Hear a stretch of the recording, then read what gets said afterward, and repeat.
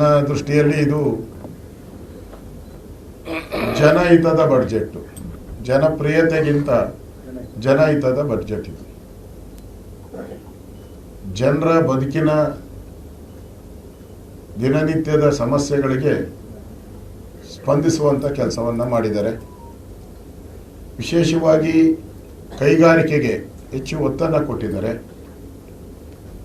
ವಿದ್ಯಾಭ್ಯಾಸಕ್ಕೆ ಹೆಚ್ಚು ಒತ್ತನ್ನು ಕೊಟ್ಟಿದ್ದಾರೆ. ಪ್ರಮುಖವಾಗಿ ಮಹಿಳೆಯರು, ಹೆಣ್ಣುಮಕ್ಕಳು ವಿದ್ಯಾಭ್ಯಾಸ ಮಾಡುವಂಥದ್ದಕ್ಕೆ ಪ್ರತಿ ಜಿಲ್ಲೆಯಲ್ಲೂ ಹಾಸ್ಟೆಲ್ಗಳನ್ನು ನಿರ್ಮಾಣ ಮಾಡೋದಕ್ಕೆ ಕೇಂದ್ರ ಸರ್ಕಾರನೇ ಮುಂದೆ ಬಂದಿರೋದು ಇದು ಮೊದಲ ಬಾರಿ ಅಂತ ನನಗನ್ಸುತ್ತೆ. ಕರ್ನಾಟಕ ಗಂಧದ ನಾಡು.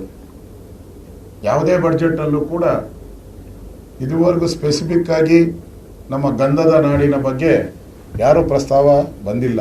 ಫಸ್ಟ್ ಟೈಮ್ ನಮ್ಮ ಗಂಧದ ನಾಡಿಗೆ, ಗಂಧವನ್ನು ಬೆಳೆಯುವಂಥದ್ದಕ್ಕೆ, ಸಂರಕ್ಷಣೆ ಮಾಡುವಂಥದ್ದಕ್ಕೆ ಹೊಸದಾಗಿ ಕೆಲವು ಏರಿಯಾಗಳಲ್ಲಿ ಗಂಧವನ್ನು ಬೆಳೆಯುವಂಥದ್ದಕ್ಕೆ ಉತ್ತೇಜನ ಕೊಡುವಂಥ ಕೆಲಸವನ್ನು ಇವತ್ತು ನಿರ್ಮಲಾ ಸೀತಾರಾಮನ್ ಅವರು ಮಾಡಿದ್ದಾರೆ.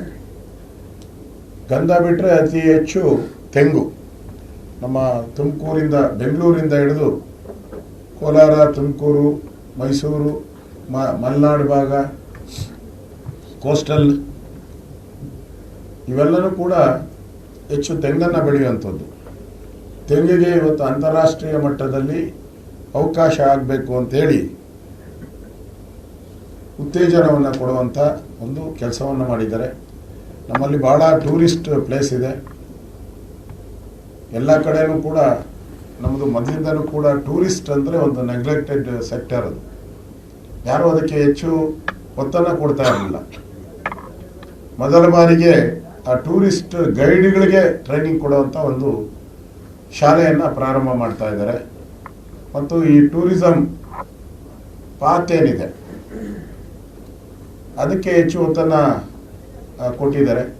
ವಿಶೇಷವಾಗಿ ಬರ್ಡ್ ಸೆಂಚುರೀಸ್ ನಮ್ಮ ಕರ್ನಾಟಕದಲ್ಲಿ ಜಾಸ್ತಿ ಇದೆ. ಅಲ್ಲಿ ಈ ಬರ್ಡ್ ಸೆಂಚುರಿಯ ಬಗ್ಗೆ ರೈಲ್ವೆ ಯೋಜನೆಗಳನ್ನು ಕೂಡ ತರುವಂಥ ಒಂದು ಪ್ರಾಮಾಣಿಕ ಪ್ರಯತ್ನ ಮಾಡಿದ್ದಾರೆ. ಪ್ರಮುಖವಾಗಿ ನಿಮ್ಮ ಆಕ್ಸಿಡೆಂಟ್ ಸಂದರ್ಭದಲ್ಲಿ ಅವರಿಗೆ ಬರುವಂಥ ಪರಿಹಾರ ಏನಿದೆ ಅದಕ್ಕೆ ಟ್ಯಾಕ್ಸ್ ಇತ್ತು ಇಷ್ಟು ದಿನ, ಅದನ್ನು ಟ್ಯಾಕ್ಸನ್ನು ತೆಗೆದಿದ್ದಾರೆ. ಯಾಕಂದರೆ ಬರೋ ಹಂತದಲ್ಲಿ ಭಾಳಷ್ಟು ಹಣ, ಒಂದು 20% ಹಣ ಅದರಲ್ಲೇ ಓಡ್ತಾ ಇತ್ತು. ಈಗ ಪೂರ್ತಿ ಆಕ್ಸಿಡೆಂಟ್ ಆದಂಥವ್ರಿಗೆ ಪೂರ್ತಿ ಹಣ ಏನು ಇನ್ಶೂರೆನ್ಸ್ ಬರ್ತಾ ಇತ್ತು ಅದಕ್ಕೆ ಯಾವುದೇ ರೀತಿಯ ತೆರಿಗೆಗಳಿಲ್ಲ. ವಿಶೇಷವಾಗಿ ಹೆಚ್ಚು ಕ್ಯಾನ್ಸರ್ ಪೀಡಿತ ರೋಗಿಗಳು ದಿನೇ ದಿನೇ ಹವಾಮಾನದ ವೈಪರೀತ್ಯದಿಂದ ಜಾಸ್ತಿ ಆಗ್ತಾ ಇದ್ದಾರೆ. ಸೊ ಆ ಕ್ಯಾನ್ಸರ್ ಔಷಧಿಗಳು ಭಾಳ ದುಬಾರಿ ಆಗ್ತಾ ಇದೆ. ಅಂಥ ಸಂದರ್ಭದಲ್ಲಿ ಇವತ್ತು ಕ್ಯಾನ್ಸರ್ ಔಷಧಿಗಳಿಗೆ ಸಂಬಂಧಪಟ್ಟಂಥ ಒಂದು ತೆರಿಗೆ ವಿನಾಯಿತಿಯನ್ನು ಕೂಡ ಕೇಂದ್ರ ಸರ್ಕಾರ ಇವತ್ತು ಕಡಿಮೆ ಮಾಡಿದೆ.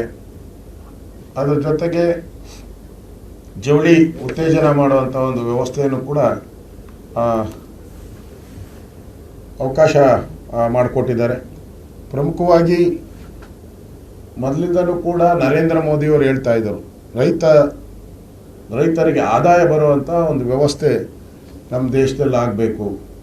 ಏಕೆಂದರೆ ಬೇರೆ ಬೇರೆ ಬಿಸ್ನೆಸ್ಸಲ್ಲಿ ರೈತರಿಗೆ ಆದಾಯ ಬರುತ್ತೆ, ಬೇರೆ ಬೇರೆ ಬಿಸ್ನೆಸ್ ಮ್ಯಾನ್ಗೆ ಆದಾಯಗಳು ಬರುತ್ತೆ, ಇಂಡಸ್ಟ್ರಿ ಇರ್ಬೋದು, ಬಿಸ್ನೆಸ್ ಇರ್ಬೋದು. ಆದರೆ ರೈತರಿಗೆ ಆದಾಯ ಬರುವಂಥದ್ದು ದಿನೇ ದಿನೇ ಕುಸಿತಾ ಇದೆ. ಅದರಿಂದ ರೈತರ ಆದಾಯವನ್ನು ಡಬಲ್ ಮಾಡುವಂಥ ದೃಷ್ಟಿಯಿಂದ ಹಲವಾರು ಯೋಜನೆಗಳನ್ನು ನಾನು ತರ್ತೀನಿ ಅನ್ನೋ ಮಾತನ್ನು ಬಡ್ಜೆಟಲ್ಲಿ ಹೇಳಿದ್ದಾರೆ. ಅದರಿಂದ ಕರ್ನಾಟಕಕ್ಕೆ ರೈಲ್ವೆ ಯೋಜನೆಯಲ್ಲೂ ಕೂಡ ಆದ್ಯತೆಯನ್ನು ಕೊಟ್ಟಿದ್ದಾರೆ. ಹೈದರಾಬಾದ್ಗೆ, ಬೆಂಗಳೂರು ಹೈದರಾಬಾದ್ ಭಾಳ ಬಸ್ ಪ್ರಯಾಣ ಭಾಳ ನಮಗೆ ಟೈಮ್ ತೊಗೊತಾ ಇದೆ. 9 hours 10 hours ಮೇಲೆ ತೊಗೊಳ್ತಾ ಇದೆ. ಅದು ಟ್ರೈನ್ ಮುಖಾಂತರ ಇನ್ನೂ ಅವಧಿ ಕಡಿಮೆ ಆಗ್ತೈತೆ ಮತ್ತು ಬೆಲೆನೂ ಕೂಡ ಕಡಿಮೆ ಆಗ್ತೈತೆ. ಅದರಿಂದ ಬೆಂಗಳೂರು ಟು ಹೈದರಾಬಾದ್ ಟ್ರೈನ್ ಕೊಟ್ಟಿರೋದನ್ನು ನಾನು ಸ್ವಾಗತ ಮಾಡ್ತೀನಿ. ಒಟ್ಟಾರೆ ಈ ಬಡ್ಜೆಟ್ ಜನಹಿತವಾದಂಥ ಬಡ್ಜೆಟ್.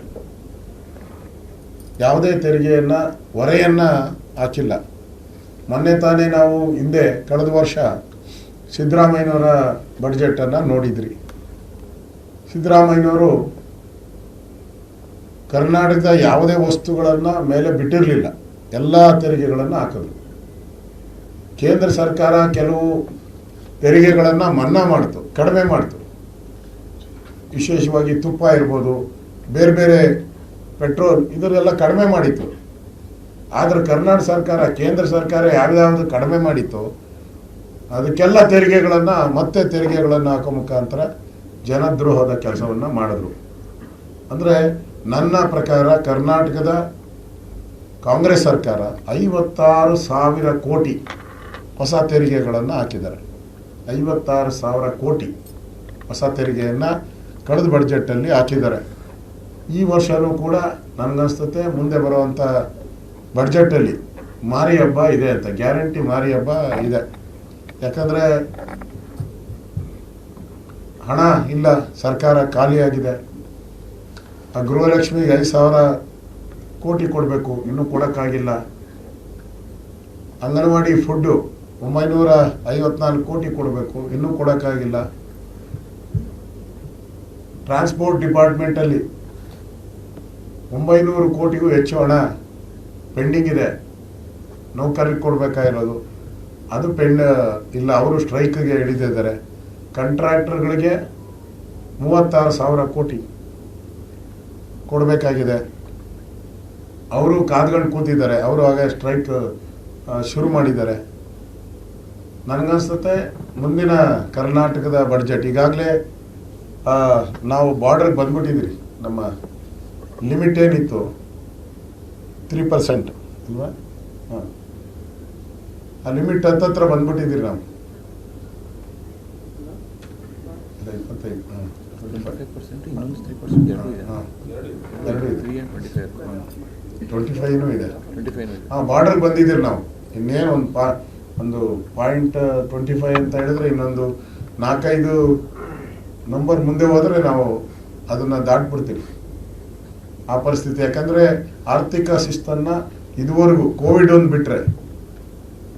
ಒಂದು ಬಿಟ್ಟಾಗ ಇಡೀ ದೇಶದಲ್ಲಿ ಆಗಿತ್ತು, ಇಡೀ ಪ್ರಪಂಚದಲ್ಲಿ ಆಯಿತು. ಆದರೆ ಆರ್ಥಿಕ ಶಿಸ್ತನ್ನು ಕರ್ನಾಟಕ ಪಾಲನೆ ಮಾಡ್ಕೊಂಡು ಬಂದಿದೆ. ಸಿದ್ದರಾಮಯ್ಯನವರು ಬಂದ ಮೇಲೆ ಅದು ಬಾರ್ಡರ್ ಬಂದ್ಬಿಟ್ಟಿದೆ.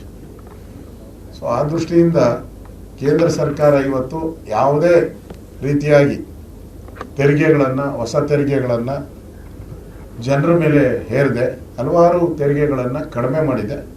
ಇದು ಸ್ವಾಗತಾರ್ಹ ಬಡ್ಜೆಟ್ಟು. ನಾನು ಪ್ರಧಾನಿ ನರೇಂದ್ರ ಮೋದಿಯವರಿಗೆ, ನಿರ್ಮಲಾ ಸೀತಾರಾಮನ್ ಅವರಿಗೆ ತುಂಬು ಹೃದಯದ ಅಭಿನಂದನೆಗಳನ್ನು ಸಲ್ಲಿಸ್ತಾ ಇದ್ದೀನಿ.